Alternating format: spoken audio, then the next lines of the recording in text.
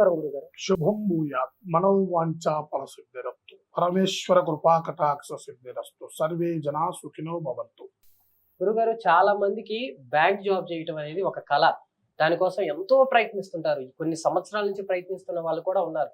అలాంటి వాళ్ళకి ఎలాంటి పరిష్కారాలు తీసుకుంటే వాళ్ళకి జాబ్ వస్తుందంటారు? వాస్తవానికైతే బ్యాంకు అనేది నడవడి చేసే విధానము, నడిచే యోగము, మనిషిలో ఉండవలసిన తెలివిని బట్టి కొన్ని రకాల కొంత ధనాన్ని కానీ కొన్ని విషయాలను కానీ మనిషి అనుకూలమైన స్థితిలోకి నడిపించి బ్యాంకు పరమైనది కొన్ని సాధించాలని కొంతమంది అనుకుంటూ ఉంటారు. వాళ్ళకి కొన్ని నిరాశ ఎదురైపోయి అనుకున్నది సాధించలేక, మనశ్శాంతి లేక, ఎంతకు ముందుకు పోయినా కానీ ఎంత కష్టపడ్డా కానీ అది సాధించలేక మనోవ్యాధికి గురవుపోతూ మనశ్శాంతి లేక ఇబ్బందులు పడుతూ ఉంటారు.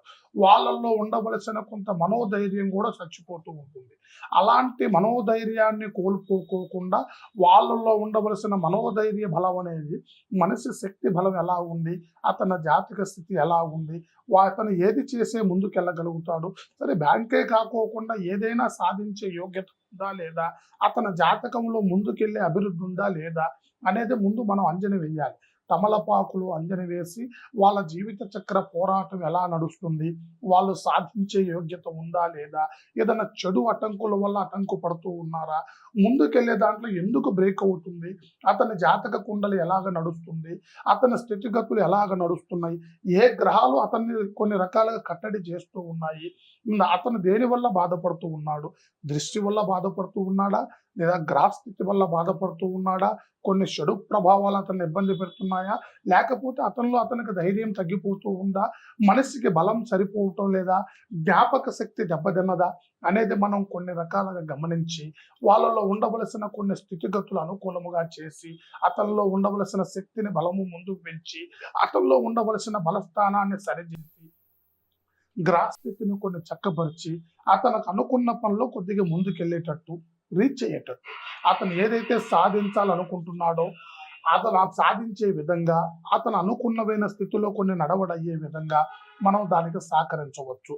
వాళ్ళల్లో ఉండవలసిన జాతక కుండలు గమనించి, అతనిలో ఉండవలసిన స్థితిగతులు గమనించి, అతనిలో ఉండవలసిన గ్రహస్థితిని గమనించి, అసలు ఏదేనికి గురైపోయి ఇతనికి అందుబాటుగా రావటం లేదు, సాధించవలసిన మనిషి ఎందుకు సాధించలేకపోతున్నాడు, ఎందుకు నీరు గారిపోతున్నాడు, అతను నీరు కారిపోకోకుండా అతని స్థితిని మొత్తాన్ని మనం కుదురుపరిచి అతన్ని కొన్ని రకాలుగా ఇంప్రూవ్మెంట్ చేసి అతనిలో ఉండవలసిన బలాన్ని మనం పెంచి అతని గ్రహస్థితిని చక్కపరిచి అతనిలో ఉండవలసిన తేజస్సును పెంచి, కొంతమందిని చూస్తే పెట్టబుద్ధి అవుతుంది, కొంతమందిని చూస్తే కొట్టబుద్ధి అవుతుంది, కొంతమంది ఎంత కష్టపడ్డా కానీ ఎదుటివాడు ప్రేమించలేడు, ఆదరణ పొందలేడు.